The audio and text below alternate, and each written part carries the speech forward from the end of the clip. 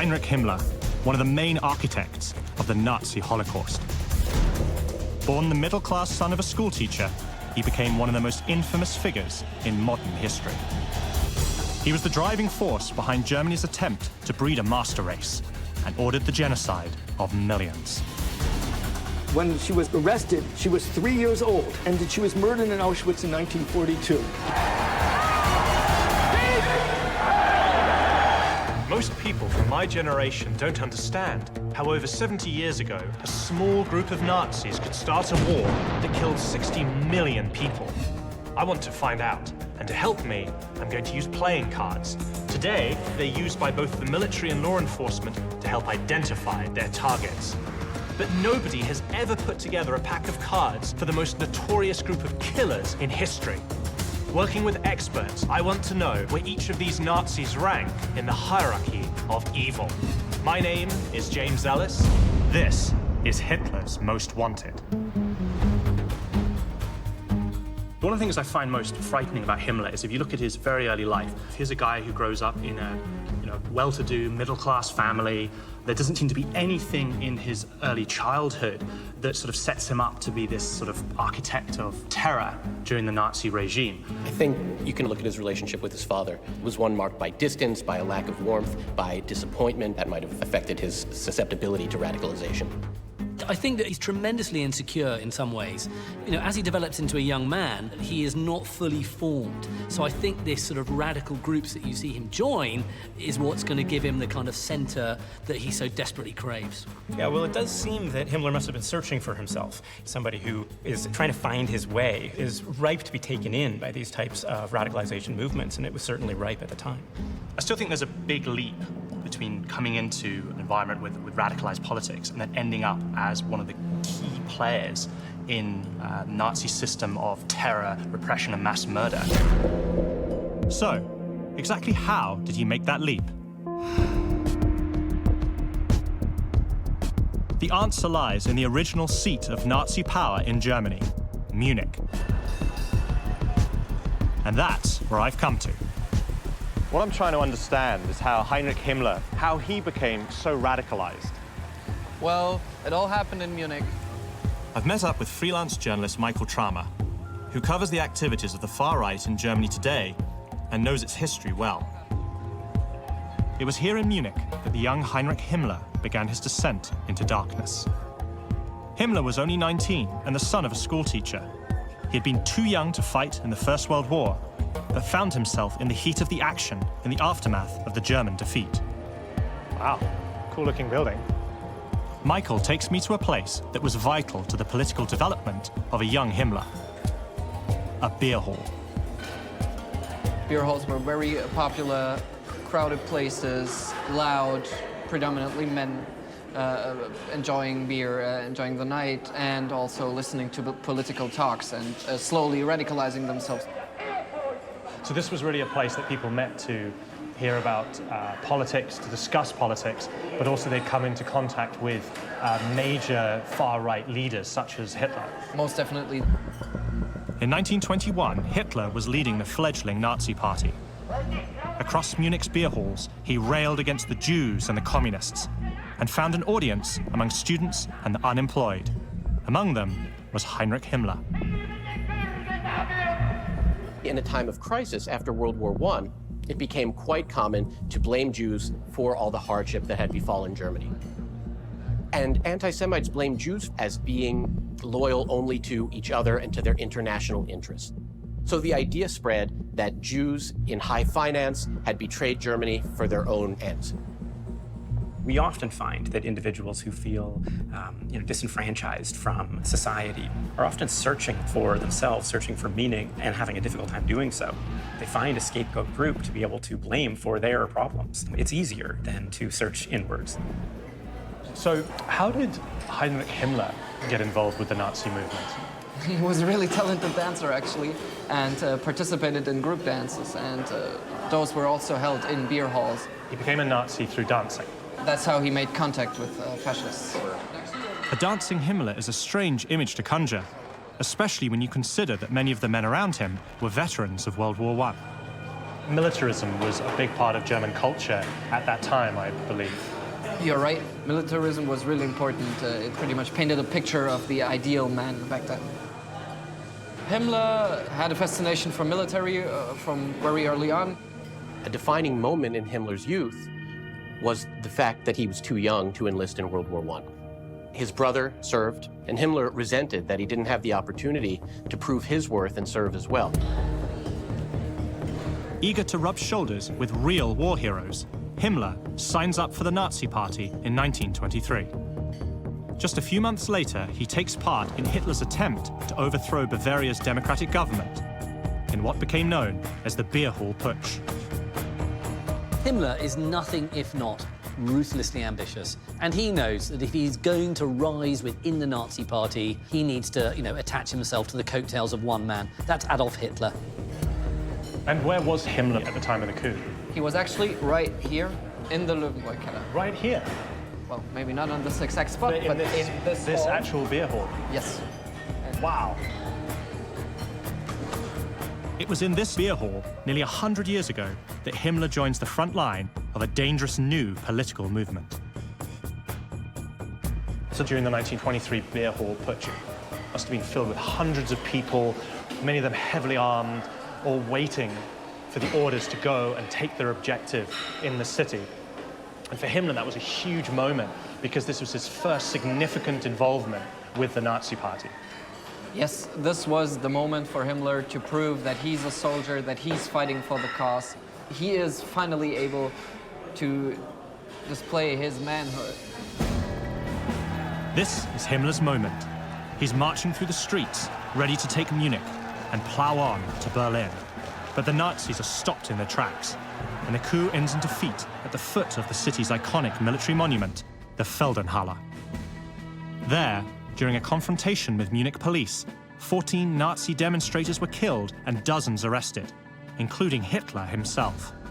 This was a significant moment in the rise of the Nazi Party. One that continues to resonate with far-right supporters, even today. Michael has brought me to this nearby square, where tonight a group of anti-immigration protesters are laying out their extreme agenda.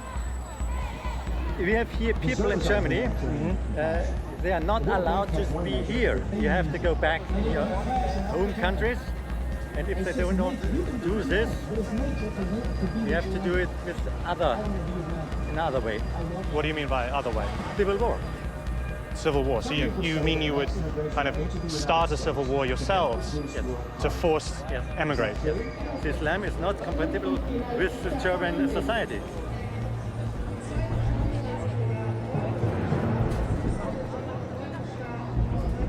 For us to be in the 21st century and these people to say that now it's looking at a time of violence, that to me is extremely disturbing and very frightening. And if we don't remember our history, we don't remember the lessons of the past, it could be a catastrophic moment for us. The parallels between what I've just heard and what happened here over 70 years ago are unmistakable. What was so frightening is he was talking about violence and a coming civil war in Europe. He has made really clear in statements saying over the microphone, I just in general don't like Muslims. I can't help myself, but I don't like them. This hatred on a certain group for sure fueled the rise of the Nazis back then. Nowadays, they're aiming for a different target, but nevertheless, they are having radical thoughts on a certain group of people. They're openly racist. So how do you feel about all this? I find it really disturbing and frightening that a movement like this finds followers and gathers in the downtown of a city like Munich. Yet this is just as it was in the time of Himmler, when his fascist leanings compelled him to join Hitler's attempted coup. The next day, Michael and I head to the Feldenhalle, where that attempt fell apart. So this is the location where the beer hall putsch was crushed. Yes. So this place was a very important site for the Nazis. So how was this area treated when they were in power? During the time they were in power, every year they would hold a big rally here and people would have to Hitler salute when they were walked by. So this was essentially transformed into a shrine. Yes, this was transformed into a shrine, a really important place for the Nazis back then, and it is up to nowadays. So what do you mean it's still a shrine? Well, during a far-right rally down the road, a group of 10 split off the rally, walked over this place, marched up the steps, stood there, chanted "Hasta la vista, antifascista," and did an almost Hitler salute.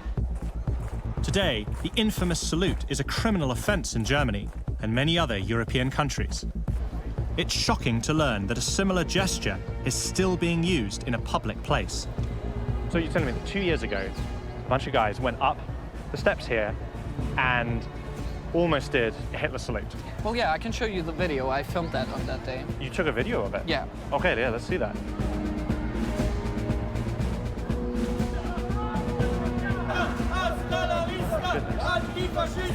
That's unbelievable.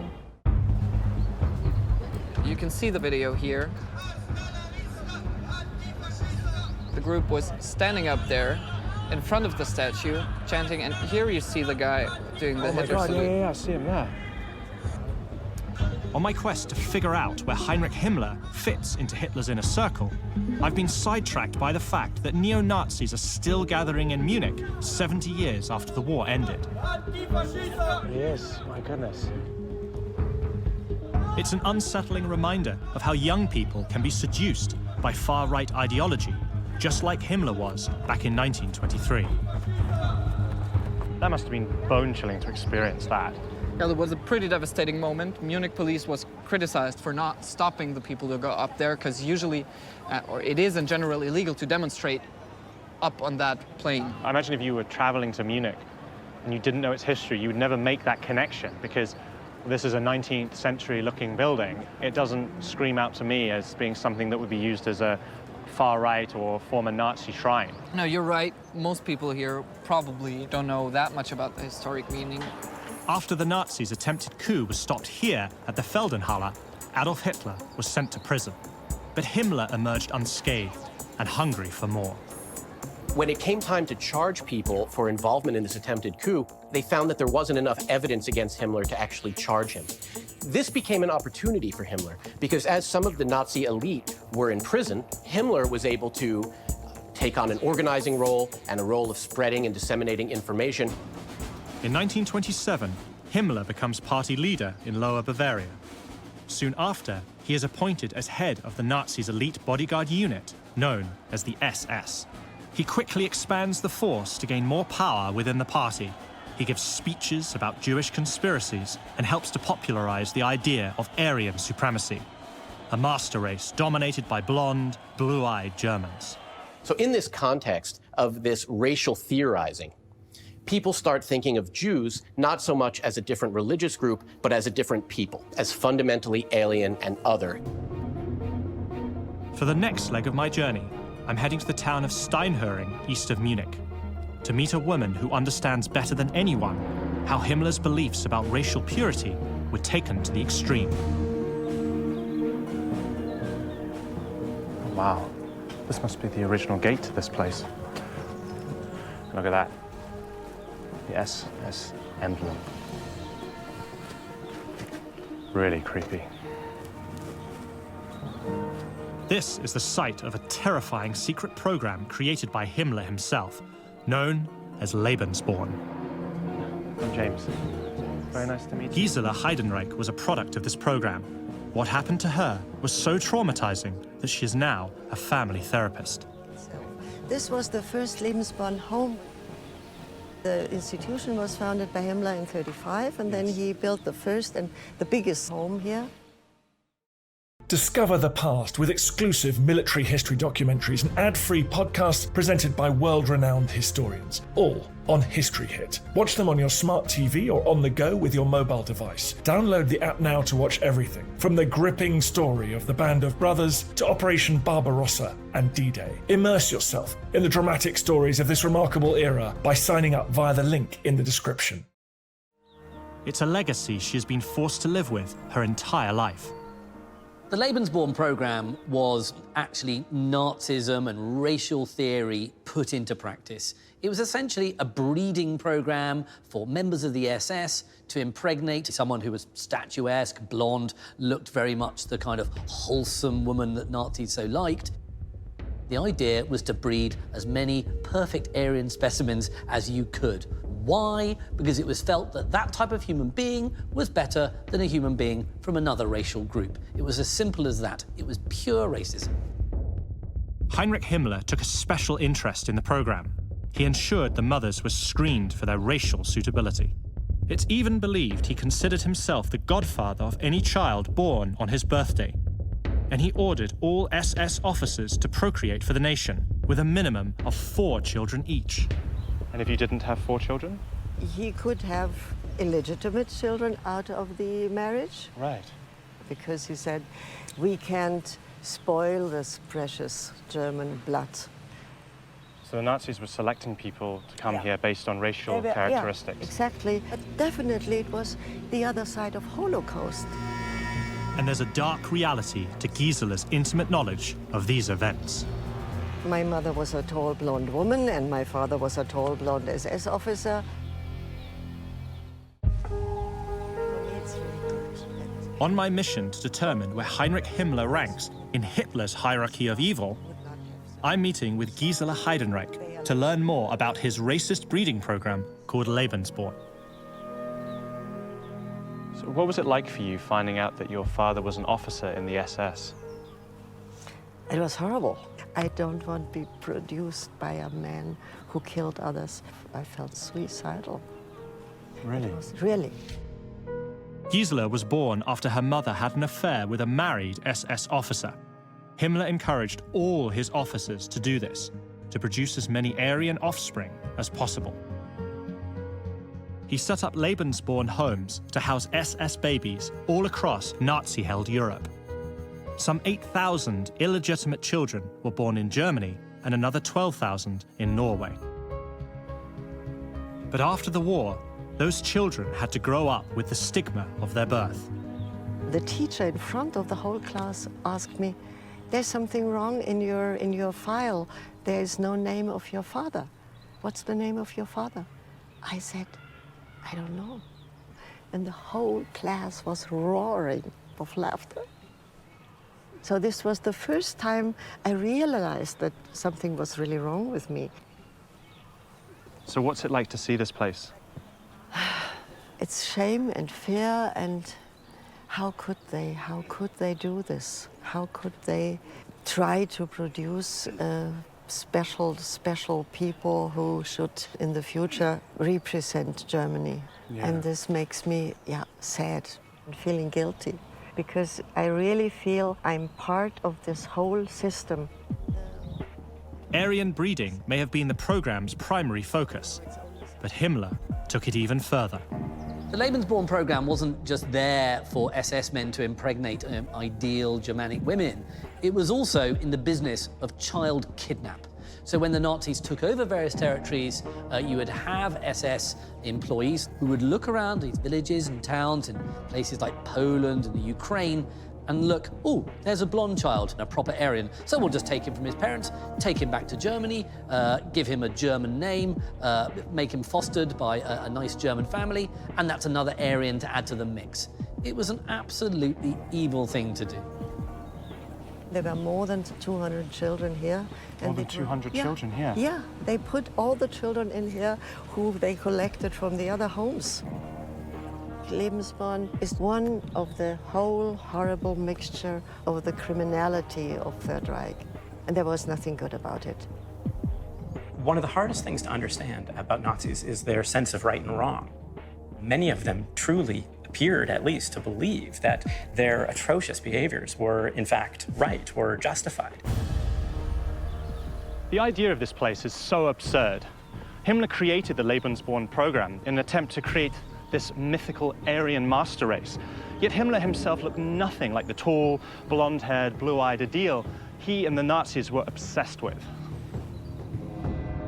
Gisela has really opened my eyes to the vile way Himmler's racist agenda destroyed so many families. But his Aryan ideology didn't end with racial purification. When Hitler and the Nazis came to power in 1933, Himmler's SS was already a force to be reckoned with. Soon after, Himmler took control of Germany's internal security and policing. Under his leadership, the SS began to crack down on all dissenting voices, including communists, Jews, church leaders, anyone who spoke out against the party. This was all part of a master plan to fundamentally change the social fabric of German society.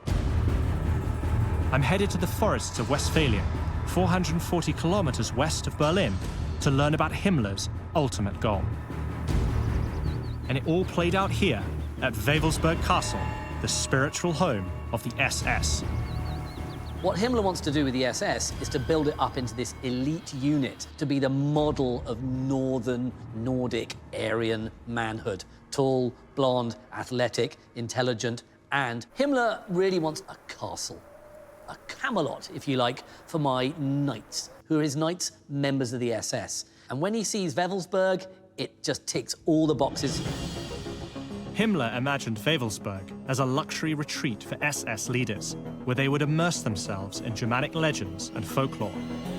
Today, the castle is a museum about the horrors the SS committed. Yeah, maybe we go to the uniform. Sure, let's do that. Marcus Moores is the curator. It's very striking. What was the significance of having a black uniform like this? The black uniform should show the SS as an elitist part of the Nazi movement. The SS uniform is one of the most iconic symbols of terror from World War II.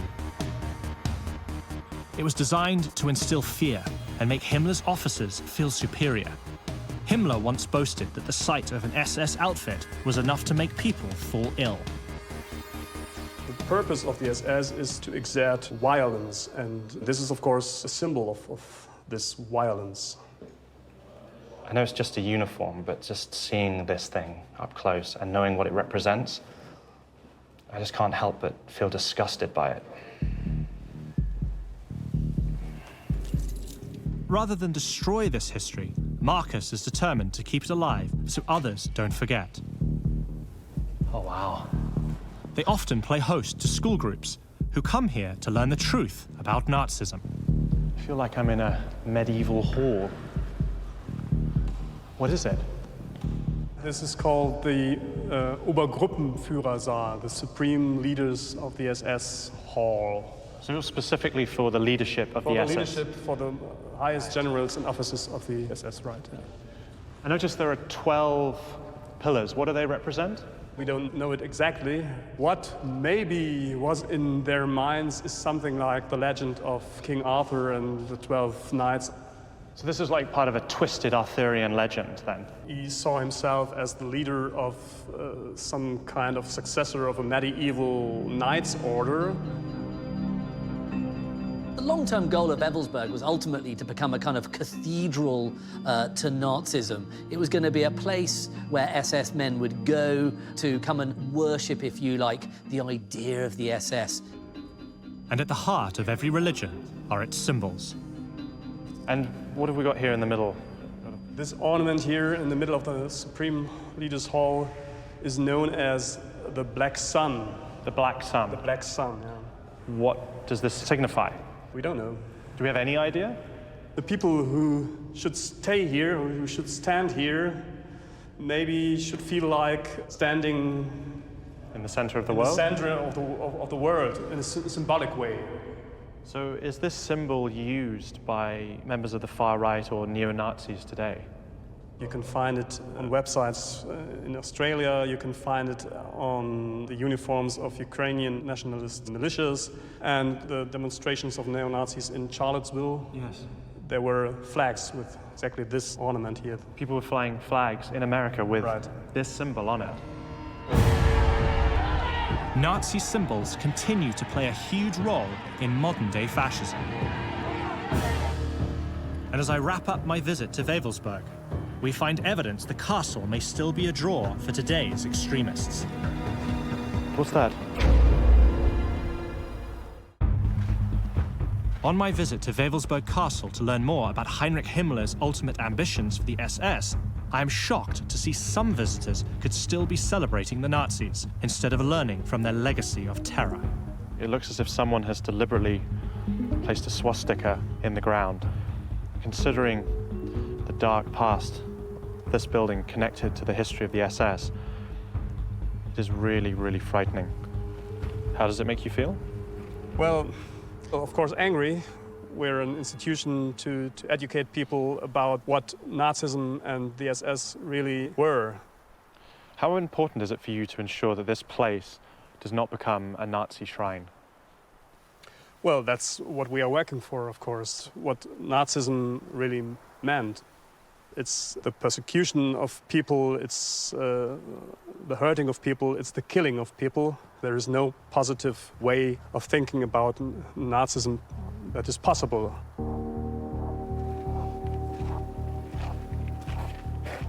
Himmler's use of Wewelsburg as a cathedral to Nazism may well be disturbing. But his twisted beliefs took on another, far more horrific form. And that's where I'm going next, to the site of where some of the worst crimes in history were committed. So I've never actually been to a concentration camp before. Okay. This is my first time to one, and I know it's important to be here, but I'll be completely honest, I'm not looking forward to it. Yeah, lots of people say the same thing. It's, even now, so many years later, it's still a very haunting place. Yeah, lots of people have a very strong... Alexander Pearman is an archivist working at Dachau's memorial site, 30 kilometers north of Munich. Needless to say, I can totally empathize. This expression is very famous, so can you just tell me what it means and why it's here? As you say, very iconic. Arbeit macht frei, so work will set you free. Dachau was the first Nazi concentration camp set up by Heinrich Himmler. The Nazis, actually in the early days, publicized the opening of the concentration camps. Really? They tried to create an illusion. They said, so we're taking the bad people that are responsible for all the unrest in Germany before we took over. Yeah. We're going to put them in these concentration camps, and through hard work, we're going to reform them. So it was like an elaborate prison system to reform people who were seen as being undesirable to the nation. Exactly. The reality on the other side is that the work in the camp was actually designed by the Nazis, pure and simple, to break the inmates. Himmler was the key figure in establishing how they were designed and how they were run. Himmler creates a whole new unit of the SS, the Death's Head units, that are there to run the concentration camps. This is absolutely a key part of the way Himmler builds power. He's in charge, he puts his placemen in charge of each of the individual camps, and they report to him. It's very eerie. Absolutely. This is what was called the Appellplatz, so the roll call square, and this was designed to make the inmates feel very small, very insignificant, and to intimidate them. So this area could actually hold a capacity of 40,000 inmates at one time. 40,000 people right in front of Exactly. us here. Exactly. It must have been absolutely terrifying to be in here. This is where sadistic SS guards gathered their prisoners for roll call before they began a 12-hour day of forced labor. Anyone who disobeyed was severely punished. What is this place? So this was then called the bunker. This was the prison within the concentration camp. What does that mean? So that means, for example, that certain inmates that were seen as having broken the rules would have been put here. There were cells then where inmates could be deprived of light, of warm food. There were certain cells that were standing cells. The inmates wouldn't have been able to sit or lay down. So you had to stand? Exactly. Like, how long are we talking time period there? Between a day and 36 hours. A day standing up? Yeah, it would be very hard physically. It's chilling to think that people were actually placed in these cells. They're treated like animals. After Germany invaded Poland in 1939, the flow of prisoners to Dachau steadily increased, and the camp was expanded. What is this place? This is a reconstruction of what the barracks would have looked like. How many people were living in this barracks? Later on in the camp, so the period 1944 to 45, each dorm would have 500 inmates. Disease was then rife. The inmates, their only worth was what they could offer the German war industry. So people were literally driven into the ground. So basically this place was overcrowded, people were starving, and the SS was working them to death. So many people were dying, the SS decided to build a crematorium facility. That way, the bodies could be disposed of on site. It's just so barbaric. Under Himmler's direction, Dachau became the prototype. Himmler genuinely regards the people in his concentration camps as being less than human, the Untermenschen, the subhumans. And once you start regarding these people as being essentially like animals, you're happy just to use them as tools. Himmler oversaw the entire camp system, but he had a special interest in Dachau. It's where he ordered prisoners to build a large herb garden called the Plantation. Why did Himmler have a plantation built next to this concentration camp? He had an interest in herbal remedies. One project they did as part of the human experiments that took place here, over 1,000 inmates were infected with malaria, and then various herbs and spices were used to try and treat malaria. So wait, they were deliberately infecting inmates here with malaria? Yeah. There was no moral conundrum involved at all. The fact that people were dying in the course of trying to find alternate remedies for keeping Germans alive, it was a price he was prepared to pay. A terrible price. Absolutely. One of the remarkable things about the Nazis was their ability to compartmentalize, to be able to commit these atrocious acts against given a group of others, and yet somehow go home at night and live with themselves. Everything we think of as the worst of Nazi atrocities can often be traced to Himmler's initiative. Himmler was responsible for the expansion of the concentration camp system, and he's the one who created the first camps that were designed specifically as centers of extermination. To give you an example of a death camp in Treblinka, it was open for about 11 months. In those 11 months, almost 1 million people died. 1 million people in 11 months. That's 100,000 a month. Death camps like Treblinka in Poland reached those figures through the use of specially designed gas chambers, in which people were murdered en masse. For many, concentration camps like Dachau became the last stop on their journey to those chambers. If there was one person who was responsible for all this, that's Heinrich Himmler. To me, it is so frightening that one person could be that evil, that they could have that sort of a diabolical vision to create places like this and commit atrocities and mass murder on such a huge scale. What's it like for you on an emotional level to deal with this content on a regular basis? As much of a cliche as it may sound, it's an honor to work here. It's an honor to be able to keep the history and the events alive so that we can then hopefully learn from this. It's important to understand an estimated 40,000 people were murdered here by the Nazis less than 75 years ago. How could someone create something as evil as this? This is why Himmler is considered to be the architect of the final solution. He was key to the systematic murder of not just Jews, but all those considered enemies of the state, most of whom were a threat to no one. Miriam Grunbaum, when she was arrested, she was 3 years old. 3. And she was murdered in Auschwitz in 1942.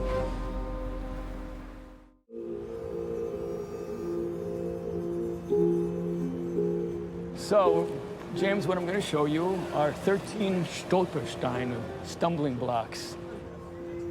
On my mission to determine where Heinrich Himmler sits in Hitler's hierarchy of evil, I've returned to Munich. I'm here to meet journalist Terry Schwartzberg to learn about the world's largest memorial. Everywhere where the Nazis killed people, Jews, gypsies, homosexuals, there are Stolpersteine. And as you'll see, you don't stumble over them, despite their name. you stumble upon them, and that's what we're about to do. The Stolperstein project began in 1992. Each bronze plaque remembers a victim who suffered under the Nazis. From the millions murdered in the camps Himmler devised to the thousands more who survived them, as well as those who fled persecution. So it's commemorating not just people who were murdered, but also people who survived persecution as well as suffering it. Right.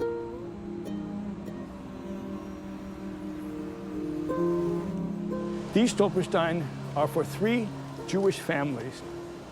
This family, the Rosners here, as you can see, mother, father, 4 children. Look here, over here if you can. Miriam Grunbaum, when she was arrested, she was 3 years old. 3 years old. And she was murdered in Auschwitz in 1942. I mean, I have children. How can you murder children? How can you murder a 3-year-old? I can't get my head around that. These people are completely innocent. Inspired by the Talmudic saying, a person is only forgotten when his or her name is forgotten, the stones evoke the memory of those the Nazis attempted to erase. Once a stone is complete, it's placed in the ground in front of the victim's home. Each one begins with "Here lived." Stolperstein are not just a project of commemoration, but we're a family. A family comprised of the victims, comprised of their descendants, their families, comprised of the people who donate the stones, the people who research the stones, and the people who come and learn about the Holocaust by stumbling upon, not over them, but stumbling upon these Stolperstein. Terry and other volunteers regularly polish the stones so they don't vanish from sight. So here's your water. Okay. Here's your polish.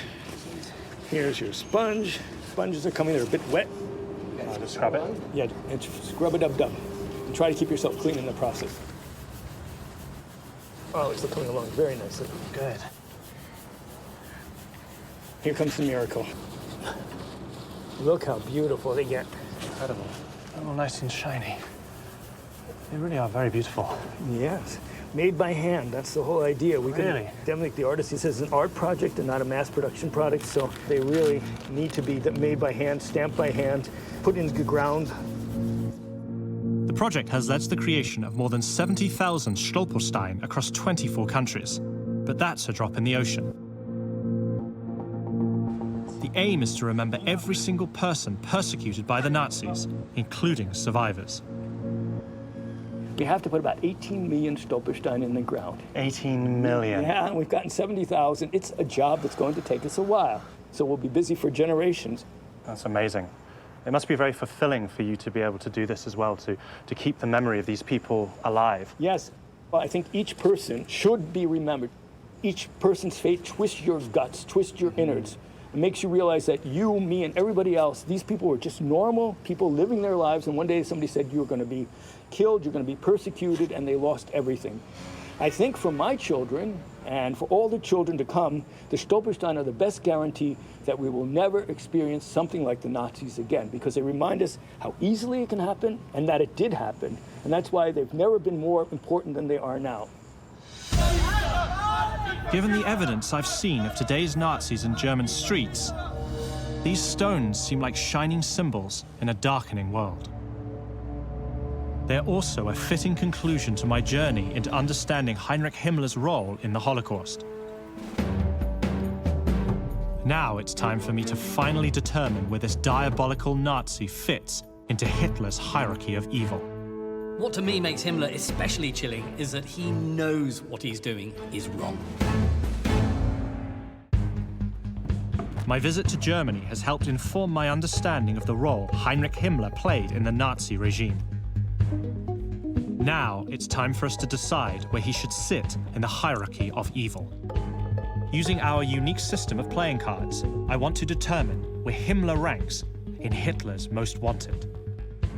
So when you look at Himmler's early life, one thing I was struck by was how stable his family is. But suddenly as a young man, he's seeking out radical political movements. I think he desperately wanted to fight, didn't he? He was just too young to fight in the First World War, and he always had a massive chip on his shoulder about that. And the desire to try to fit in and the inability to do so, particularly in the context of the society at the time, it makes him ripe for radicalization. I've seen firsthand how the radicalization of the 1920s mirrors the way it occurs today. For Himmler, his need to be superior runs deeper. He didn't just want to keep Germany for Germans. He wanted to create an Aryan race. Interestingly, it's a very personal example of the way that purity and ideas of degeneration and contamination loomed so large in Nazi society and the Nazi state, from racial purity all the way down to the level of what an individual Nazi should be as a man, what kind of sexual purity he should practice. But Himmler was no ordinary SS officer. He might not have pulled any triggers, but he was responsible for murder on an industrial scale.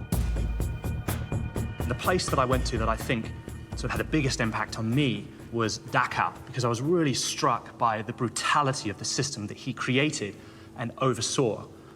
We can't underestimate the role of anti-Semitism, the role of racial theory, and the role of the belief in racial supremacy in Himmler's politics and in his vision. You're absolutely right. Himmler was fundamentally responsible for it. I mean, I think the short answer is, without him, it wouldn't have happened to the extent that it did happen. Yes, concentration camps as a concept had been invented even before the Nazi period, but it takes this man to absolutely sort of perfect it to its terrible conclusion. Anthony, what do you think? Himmler is the figure who sets things in motion, who creates camps, and who pushes for the final solution. So by the end of the Second World War, Himmler is overseeing the Nazi terror and mass murder apparatus. He's an immensely powerful man. How comfortable was he with all that power? I think he was like a swan. On the surface, yes, it all looks very comfortable, but below, he's paddling furiously because he knows what he is doing is wrong on a very, very deep level. Yeah, and yet at the same time, he seems to have this innate capacity to compartmentalize, to recognize right from wrong. And so it's really amazing that he's able to continue doing what he's doing, to continue on with the ideological adherence. And I think that's what makes Himmler evil. He knows what he's doing is wrong, and that's what makes him more chilling. The establishment of the camp system, in which so many died, makes him a critical member of Hitler's inner circle. But despite the terrible toll he inflicted, his time as leader of the SS ended abruptly in May 1945. As the Allies marched through Germany, Himmler attempted to go into hiding, but is caught at a checkpoint. Trapped in custody, he swallows a hidden cyanide capsule and dies. So what I'd like to do now is come to some conclusion as to where Himmler ranks in the Nazi hierarchy of evil. So Anthony, your thoughts? What makes Nazi evil unique is genocide, terror, and wars of extermination. Himmler is responsible for all three. He's number 2. Guy? I totally agree with you. He has to be number 2. None of this could have happened without him. Matt? Yeah, I don't think the psychology speaks to him in this case, but the history, I agree, number 2. So based on my experience of his story in Germany and the conversation we've had, I have to agree with you guys. For me, he's number 2, therefore, he is the Ace of Hearts. Second only to Hitler, Heinrich Himmler was the criminal mastermind behind the Nazi genocide. For the unspeakable horrors he unleashed across Europe, Himmler trumps all his rivals in Hitler's Most Wanted.